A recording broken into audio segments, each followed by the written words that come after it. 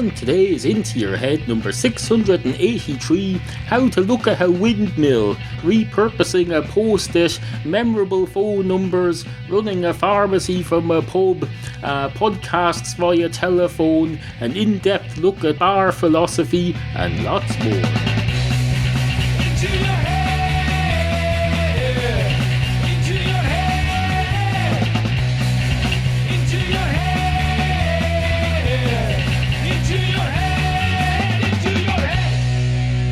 We've a lot to get on with today. Items that need to be attended to, issues that need to be addressed, topics. Oh, topics. We've got lots and lots of topics.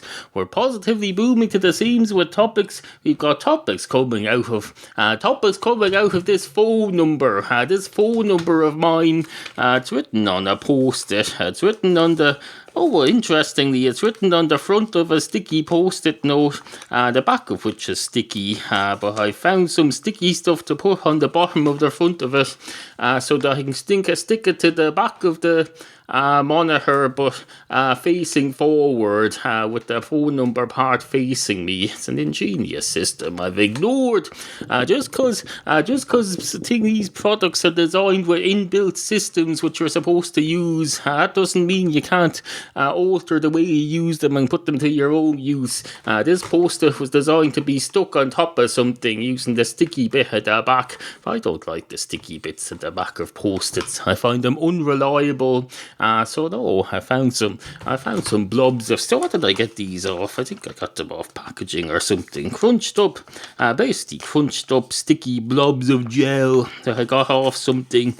Stuck two of them to the front of this post-it. It's ingenious, really. I hadn't really thought. I did this several weeks ago and it hasn't fallen down yet. I put my new phone number up there in my monitor in case I ever need to reveal my new phone number to anybody and I don't have it to hand. My new phone number is absolutely fucking fantastic. It's got repeated digits in it. It's got a little pattern at the end. It's even got the number of the emergency services built in to make it more memorable. I have had quite good luck with phone numbers through the past 10 years ago or so since I got my first cell phone. I've had several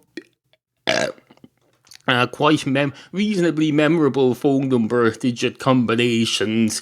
I suppose it wouldn't be a problem if I just stuck with the same number for 10 years, which you can do now, but in those days you couldn't. In those days, if you switched mobile contract operators, you had to get a new number. They said, no, you can't have the number 3 anymore, you have to have the number 5, because we only give out the number 5. We don't have access to the group of numbers with the number 3 in them. No. They had one operator company had the 5s and the other ones had the 6s and the other one had the 7s and then they brought in a new one and they got the 3s or something to that effect.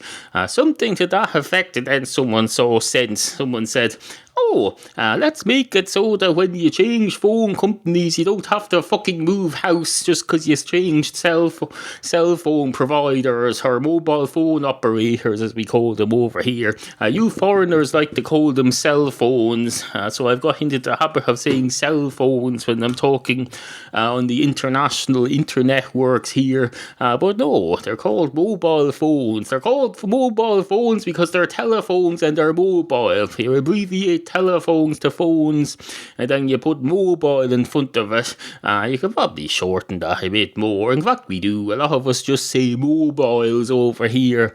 But then if you go into a toy shop and you say, do you have any mobiles? And they'll say, do you mean one of those things with the fluffy things hanging off it that you hang over a child's bed to help it sleep?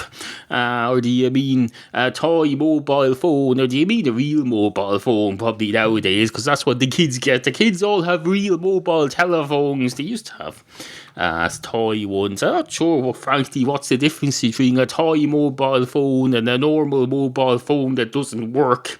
If it's a toy mobile phone, I don't know. Anyway, suffice to say, hello and welcome to the show. Two mobile phone operators walk into a bar. One of the mobile phone operators goes straight up to the bar counter and says, "Hello, can I have a pint of your finest? Oh, hang on a minute, I'm sorry, I have to take this." And she answers her phone and says, "Hello, you're through to the mobile phone operator system. How may I direct your call?" And the man behind the bar says, "Excuse me, there's no phones in here." And the mobile phone operator says, "I think you'll find there is. I've got one here right now. This is a phone. Do you deny that this is a phone? Or are we going to have another of these frigging philosophical debates that I always seem to get into about whether a phone is a thing or not a thing? Seems to always happen in pubs if I go in after 9:30 p.m. No, I think you'll find there are phones here. There's at least one, and this is connected telepathically, well, electronically. But if you showed it to an ancient civilization, if you went back in time and travelled to an ancient civilization and showed this phone call in operation to ancient peoples, they'd say, 'Oh, look, he's talking telepathically with someone,' and they'd be largely wrong about that, because for one thing, I'm not a he, I'm a she, and for another thing, there's no telepathy involved. It's just electronic technology that they haven't seen before, although they'd probably be more interested in the time travel element, although I wouldn't necessarily say that it was time travel. I just appear from behind a rock or something, maybe, I don't know. Anyway, bear with me a moment, I have to take this call. How may I direct your call, sir?" And the man at the other end of the phone says something, but we can't hear it, those of us who are monitoring this story from within the pub, because it's jammed down her ear and only she can hear it. She hasn't got it on speakerphone. And she replies, "Certainly, sir. I'll have a look. I'll have one of our engineers look at your malfunctioning voice system first thing in the morning." And the man behind the bar says, "Christ." And the woman says, "Sorry about the man behind me saying Christ. I'm in a pub here. Yes, that may sound like a surprise too. It's surprising enough to me as well. But it turns out we're such a small upstart mobile telephone company that I double as both the main switch operator and their marketing person who goes round to pubs and tries to market stuff to people. Anyway, goodbye." And then she hangs up. Well, insofar as you can hang up with a mobile telephone. It's not one of those old flip ones. It's one of those modern smart horse phones with the big screen. So she probably just, I don't know, presses the button on the top or taps somewhere. Doesn't really matter. Suffice to say, she terminates the electronic connection with the other person. As far as we know, anyway. I suppose she could be secretly being bugged. And how do you terminate a bug that's there secretly that you don't even know about? I don't know. But no, let's not get bogged down in all that. Anyway, she says, "Sorry about that. Can I have a pint of your finest Guinness, please?" And the man behind the bar says, "I thought you said you were here in your capacity as a part-time marketing person and part-time, apparently full-time mobile switchboard operator for your company." And he says, "Yes, I am. Part of my job is to drink Guinness. Do you have a problem with that?" And the man behind the bar says, "I suppose I don't. Not any reasonable one that I could communicate here without looking like a bit of a gobshite anyway. So let's say no, I don't have a problem with that." And the woman says, "Okay, on the count of three, we'll all say, we don't have a problem with that." And they count to three, and they both go, "We don't have a problem with that." And she goes, "Oh, I'm glad we sorted that out then. Pint of your finest Guinness, please. Thank you very much." And the man behind the bar says, "Certainly, young man." And the woman says, "Who are you talking to?" And the man says, "That's none of your business. It's obviously not to you, because you're obviously a woman. Very obviously you're a woman, because you're going round yapping on the phone, getting in everyone's way and being a general nuisance." And the woman says, "Excuse me." And the man says, "You're excused." And the woman says, "I don't like being talked to like this." And the man says, I'm not talking to you like this. I'm on a hands-free kit. I've got a little thing behind my right lug here. I'm talking to someone on the phone. I run a drug dealership switchboard on the side here, and I'm talking to someone on the phone here. And the woman says, that's illegal. And the man says, it is not. I didn't say I was selling illegal drugs. I'm running a 24-hour pharmacy, which I have a premises next door. If anyone needs something in an emergency, I can run next door and get it ready for them, and they'll come down and collect it. So I run the switchboard from here. Have you a problem with that? And the woman says, no, but I'm beginning to think that where all these jobs we're having on the side that are so apparently so lucrative, maybe we should all stop doing what we're doing in the real world and just do the stuff that we're doing in our lugs on our hands-free kits here. And the man says, you have a point there. Here it is, a pint of Guinness. Here's a little joke for you. And the woman says, oh, you're terrible. I mean, in a good way. Well, I don't really, but I'm just saying so, just to be social. And the man behind the bar says, that'll be €8.65, please. And the woman says, here you go. And the man says, thank you very much indeed. And the woman says, you're very, very welcome indeed. Well, she doesn't. She just says, yeah, and goes off to her seat. And a great night is had by all. Now, I know what you're thinking there. You're thinking, this show is a bit telephone-centric, if you don't mind me saying so. And I, as a long-term listener, remember a time 3 or 4 years ago when episodes of this podcast were available to listen to by telephone. There was a time I used to publicise a telephone number that I got from free somewhere where you could ring up and we would play the latest episode of Into Your Head down to phone to you. I have no idea whether it still works. I don't have any information about it whatsoever.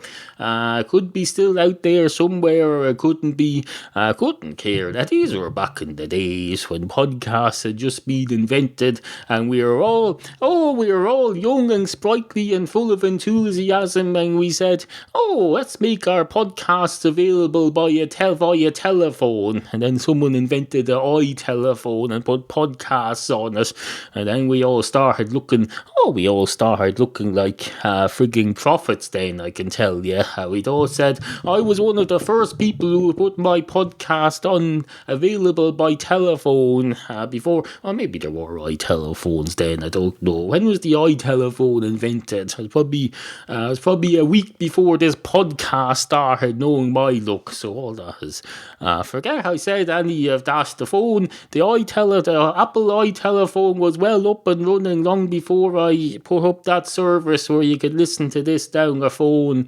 But Steve Jobs did not invent the thing where you dial up a US phone number, a specific US phone number provided where you could listen to Into Your Head automatically down the phone without even owning an iTelephone. You could use an old rotary. I was available on old rotary dial telephones for a while. I may as well still be, I don't know. Can't be arsed to check. If you happen to know, let me know. I don't remember the name of the service or the phone number I was on. Couldn't care less. Couldn't give a shite. We've all moved on now. Couldn't care. I don't even own a black and white television anymore. The last black and white television I owned, I bought in approximately, let's see, when was it? It was about the year 2001. It was small. It had a bright yellow case to detract from the fact that everything on the screen was grey. But no, it was a black and white television nonetheless. Designed, I believe, to be kept in a sleeper van of some sort, but I kept it in my bedroom. I used it as a bedroom television, and I tell you, it served perfectly well. It was just it was 10 inches in diagonal width, which meant you got a picture of, I don't know, 8 inches by 6 inches, or wherever that added up to. I never did the maths. That's the engineer's job. Plugged it into a VHS video cassette player. Served the purpose very well. I wasn't watching black and white movies, but in a way, when you think about it, I was. If you get the idea, I'd rent colour television colour television, DVD, whatever it was, and put them in, and they come out in black and white, say, oh, that poor bastard who spent the last 30 years making a colour version of that movie. I just downtrodden all his work in one foul swoop, just by choosing a €69 television that was small enough for me to carry home on the bus. It's ridiculous, really, when you think about it. Telephone philosophy. That's the thing. That's the thing that's on our minds today as we think about all this. Oh, where was I? No, I was trying to bring this round to phone philosophy because I decided just after the previous segment to name today's episode Phone Philosophy, and I want to stick to that. But no, I suppose it doesn't have to be a big long rigmarole about telephone philosophy just for me to give it that title. No, it just would be nice if it was. Wouldn't it? It would be nice if for once if the title of the show made sense and was fitting in keeping with the content to more than just a vague degree, such as, for example, calling it, oh, there's a cat in this episode. Of course there's a cat. Actually, now that you mention it, there hasn't been any cats in this episode so far. Well, that'll change, I can tell you, after the following brief commercial interlude. Into your head. Do you like this program? Well, it's about time you proved it. Search for Into Your Head in iTunes, leave a 5-star rating, and write a nice review under it. Do it today. It's been 6 years, you know. I'll be checking. I eat podcast listeners for breakfast, you know. Breakfast. Anyway, review the podcast in iTunes. It's important. Hash browns and toast, please. Remember, we value the opinions of you, the humble and ignorant listener. Email studio@intoyourhead.com. Support the Podcastual Arts at no cost to you. Just click through the Amazon link at intoyourhead.com whenever you go shopping for anything, even if you use Amazon UK or Canada. We'll take your weird foreign money here. We're not proud. Just visit intoyourhead.com and click on the appropriate Amazon banner. Two cats walk into a podcast episode. One of the cats goes straight up to the commercial interlude and says, oh, I better wait till this is over now. And then the commercial interludes ends with minimum interruption, minimum interruption. And in fact, the commercial interlude is rather entertaining in itself. It's not something you'd need to skip. And in fact, it's an integral part of the podcast because it provides ways in which the listener can can continue to support the podcast, which has been going since 2006, and of which there have been over 680 episodes so far. Isn't it absolutely fantastic?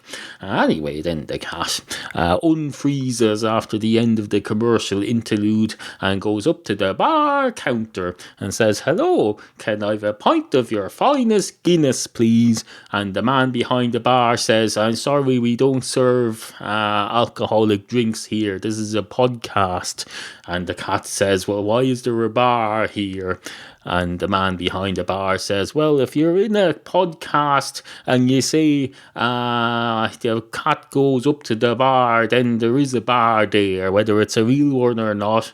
If it's let's not get bogged down in philosophy here. And the cat says, no, let's get bogged down in philosophy because the title of the episode has already been designated as phone philosophy. So if we could somehow get this round to the topic of phone philosophy, or at least something to do with philosophy, and connect it into phone somewhere, then that would seem like a lot more relevant title than it was. I knew it was a good idea to bring a cat into this.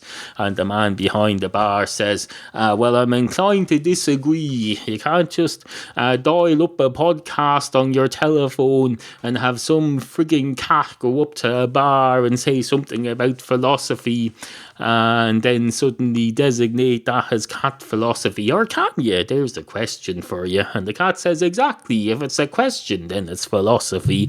Philosophy is about coming up with the questions and not necessarily having answers for them, isn't it? And the barman says, do you really need me to answer that? And the cat says, no, I'd rather you didn't, actually. That would help prove my point more. And then the man says, well, in that case, what in the name of Christ am I doing behind the bar? And the cat says, I was wondering about that, because you denied that the bar even exists. And the man says, I don't even exist, but you came up to you decided you were going to go up to a bar and say something to a man behind it, so I suppose I'm here now. You might as well make the best of it. I've just had a bit of a deja vu. Did we say something similar to that in the previous episode too? If we did, it didn't involve me, because I've only just been created in your mind about 2 minutes ago, so how would I remember it? Maybe it leaked through from somewhere else in the same mind in which I was created. But no, definitely had a feeling of deja vu there when I was saying that thing about you coming up to the bar behind which there's no me and the bar doesn't exist. Maybe I've been somewhere before where I don't exist and I just can't remember. Definitely wasn't in French that time though, was it? And the cat says, I don't know, but this is all getting very philosophical, and I think that's exactly what we set out to achieve here. Well, it's what I set out to achieve here anyway. You clearly set out to achieve nothing.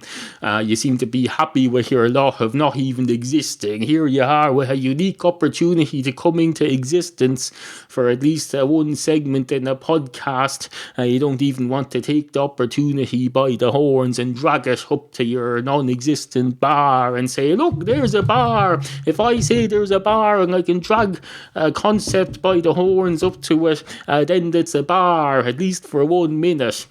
But no, you're a giver-upper. You just don't want to try, do you?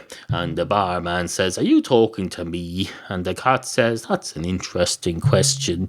Some of the great philosophers would tell you that if I'm talking, I'm not talking to anyone. I'm just talking to my idea of anyone. And even if there is another person there and it looks like a green person, someone else might see that as a blue person. Let's not get bogged down in how we see colours as well, though, because that's just another complication. We don't want to be getting all complicated. The whole point of this philosophy is to simplify things, and I would have thought the best way to simplify it was to have a commercial break and then come in and say a cat walks into a bar and asks for a pint of Guinness.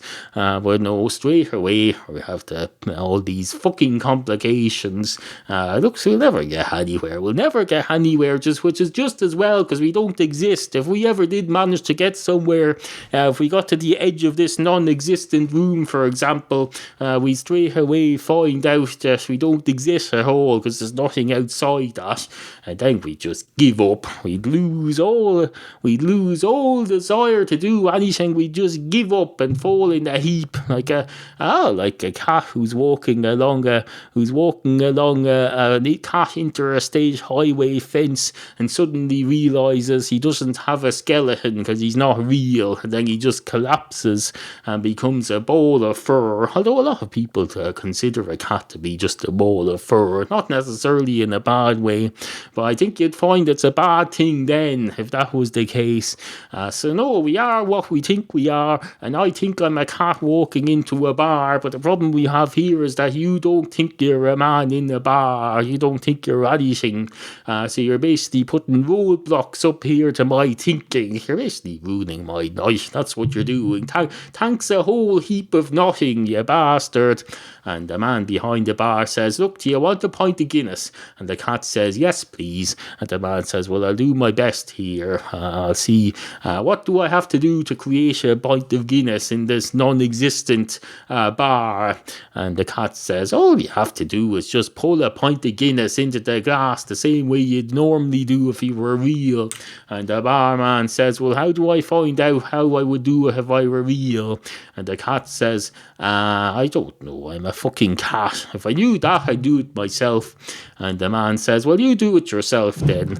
And the cat says, oh, I never told her that. Although you can see, obviously I'm thinking of it now. Well, no, admittedly, I never thought of that before. You see, you've contributed something to this now. You've come up with an original thought and ingested it into this conversation, which proves that you exist to some extent, which you had claimed you didn't. And the barman says, Christ, you have a point there. Just not a real one, not a pint of Guinness. Well, sure, maybe I can work on that now. You've injected a whole new sense of being into me now. I'm going to have a go at it. And what more could you ask from a fictional barman than that? Especially if you're just a fucking cat. And the cat says, thank you very much, and a great night is had by all. Into your head. The podcast junkie says, one of the funniest things I've heard. The killer nationalist calls it, well worth a listen. Inevitably, you'll end up laughing. Dave Fanning of RTE Radio 1 says, 40 seconds of that was enough. Follow Neil at twitter.com/intoyourheadpod and pretend to like him at facebook.com/intoyourheadpodcast. Now, I've been sent some seeds by a friend of the program, Jerry from Southern California, who recently graced me and my wife with his presence on this island. A great weekend was had by all. Well, I assume by them. I had a fine weekend. Probably should have asked them if their experience of it was alright, but it's a bit late for that now. I'll just make it up and pretend everything went fine. And they seem to enjoy themselves, I don't know. Or maybe they weren't here to enjoy themselves. Has that occurred to you? Maybe they were here on business. Or is it any of your fucking business? I don't know. Anyway, aforementioned Jerry from Southern California has sent one of his occasional lists of seeds of topics which he'd like dealt with.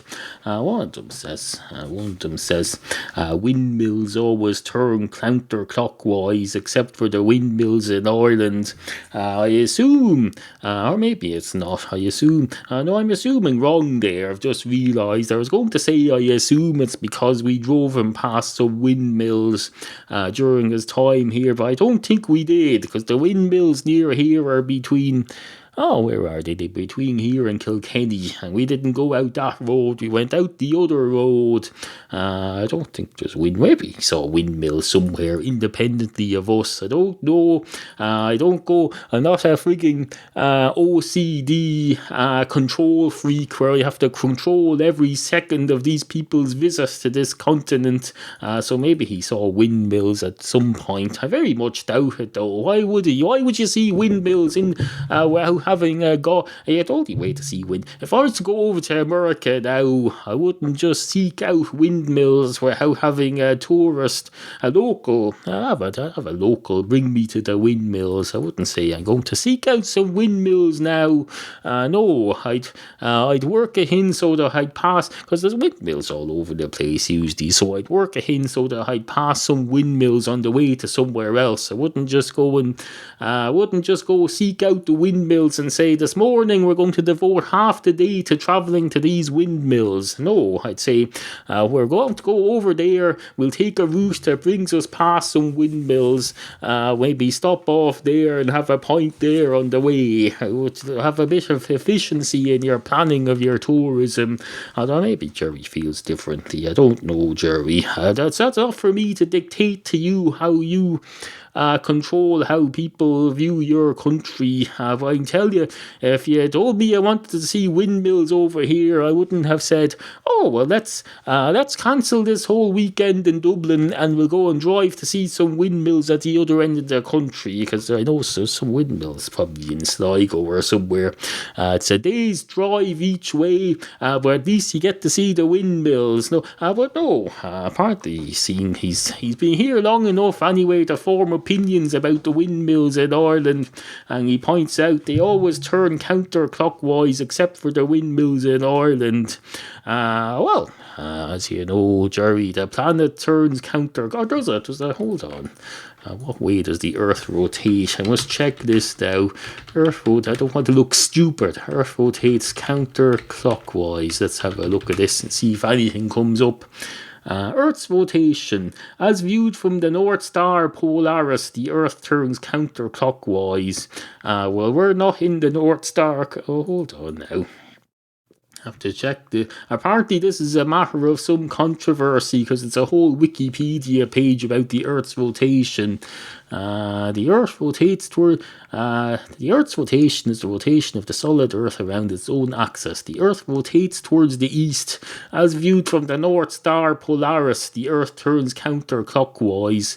Now, if you're in Ireland, obviously you're not viewing anything from the North Star Polaris. You're viewing stuff from Ireland, so your view of everything is going to be fucked up royally. That's why we have things like Google Earth. The way you do tourism nowadays is you go and see the windmills, but you don't just assume that everything looks like it looks. That's like I was saying earlier about the colour thing.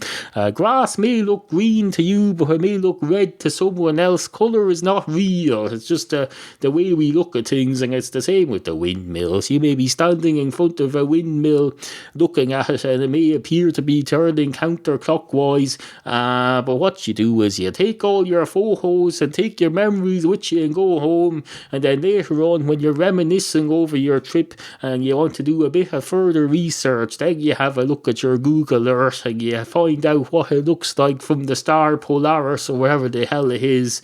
Just because it doesn't look like that while you're standing in front of it, it doesn't mean you haven't had the whole experience. So I hope that helps, Jerry, and thank you very much indeed. Anyway, good morning. InToYourHead.com. Sit, Schrodie, sit. Good cat.